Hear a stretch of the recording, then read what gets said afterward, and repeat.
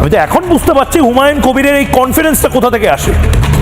হুমায়ুন কবির যে বাইক র্যালিটা করছে, মাথায় পাগড়ি টাগড়ি পরে, টুপি পরে, পাগড়ি পরে, লোকে হেলমেট ছাড়া ফ্লাইওভারের ওপর দিয়ে এই বাইক র্যালি চলছে। আপনি যদি হেলমেট ছাড়া এভাবে র্যালি করেন, আপনাকে কিন্তু কেস দিয়ে দেবে পুলিশ।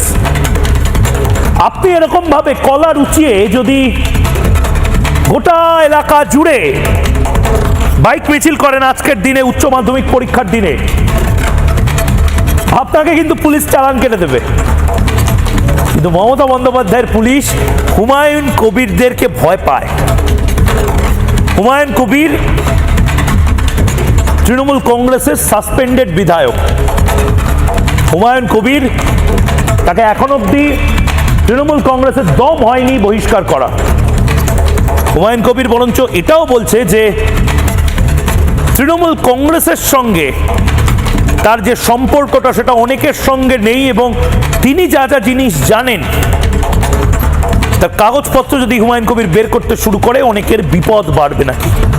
হুমায়ুন কবির তো এটাও বলেছে 30 আর 70-এর এই যে ভাগীরথীটা ভাসিয়ে দেওয়ার যে কথা, সেটা তিনি বলেছিলেন মমতা বন্দ্যোপাধ্যায় তাকে বলতে বাধ্য করেছিল বলে।